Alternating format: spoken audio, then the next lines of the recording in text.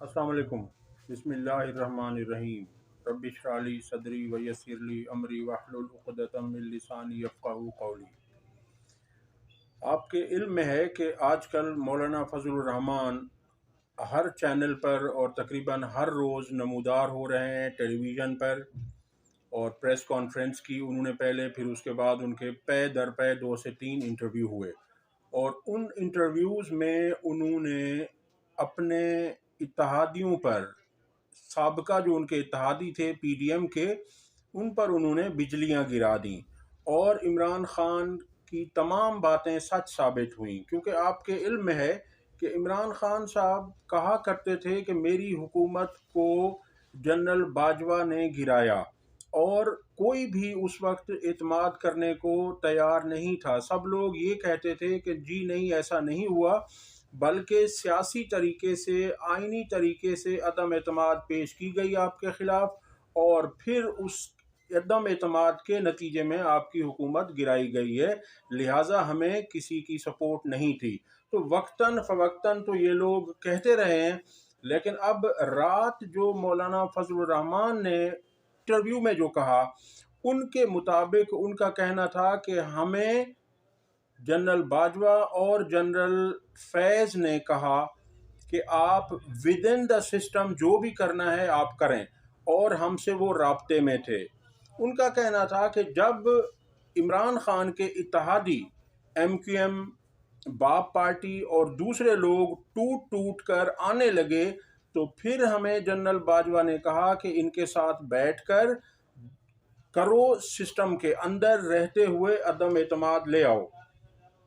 ان سے سوال کیا گیا کہ اس میں کون کون سی جماعتیں شامل تھیں، تو مولانا فضل الرحمان نے جواب دیا کہ کوئی ایک پارٹی کا نام نہ لیں، سب جماعتیں شامل تھیں۔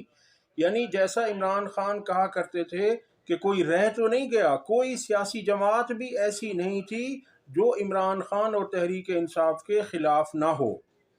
تو یہ سب اکٹھی ہو کر انہوں نے گیم کر کے لوگوں کو خرید کر، تحریک انصاف کے لوگوں کو خریدا گیا، انہیں ڈرایا گیا، انہیں لالچیں دی گئیں، اور اس کے نتیجے میں انہیں کامیابی ملی پاکستان تحریک انصاف کی حکومت کو ہٹانے میں۔ اور اسی طرح سے سائفر کا معاملہ بھی اسی طرح سے کیا گیا۔ اب یہ پی ڈی ایم کے صدر تھے، یہ خود فرما رہے ہیں کہ یہ سب کچھ ہوا، تو اب اس میں کسی شک و شبے کی گنجائش نہیں رہی۔ ان کا مزید کہنا تھا کہ افواہ ہے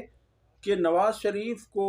این اے 130 لاہور کی سیٹ جو یاسمین راشد صاحبہ کے مقابلے میں تھی، وہ انہیں دی گئی ہے۔ یہ مولانا فضل الرحمان کہہ رہے ہیں کہ افواہ ہے نواز شریف کو لاہور کی سیٹ دی گئی ہے۔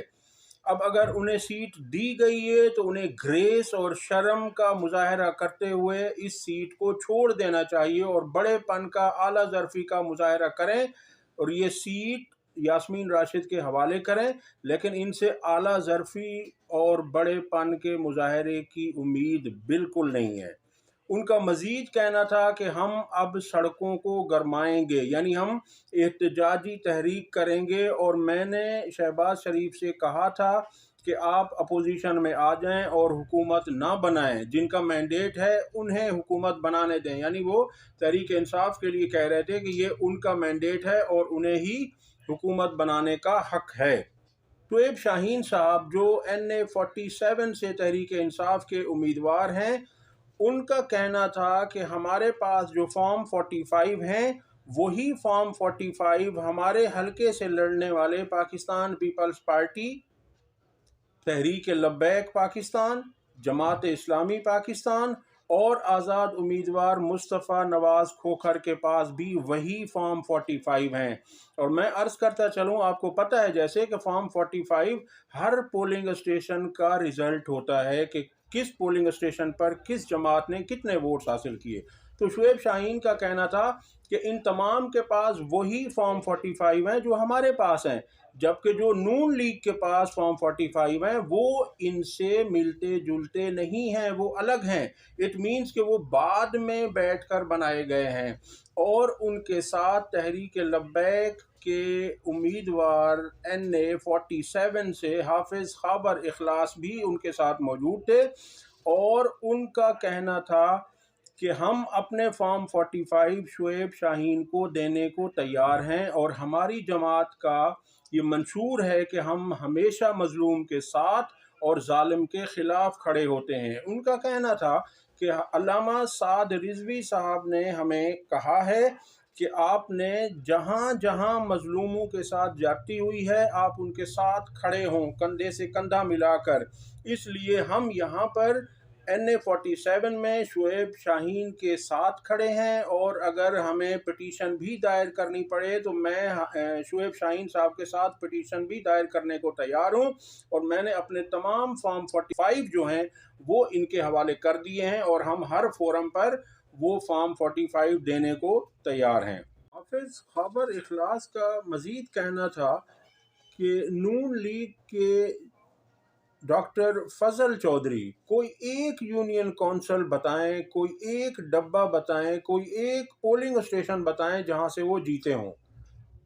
ان کا کہنا تھا کہ یہ کہیں سے نہیں جیتے، تحریک لبیک کے امیدوار تھے کہ ہر جگہ سے تحریک انصاف جیتی ہے، انہوں نے دھاندلی کی ہے، یہ ایک بھی یونین کونسل نہیں جیت سکے۔ اگلی خبر یہ ہے کہ 8 فروری کے انتخابات کو کالعدم قرار دینے کے لیے سپریم کورٹ میں ایک درخواست دائر کر دی گئی ہے،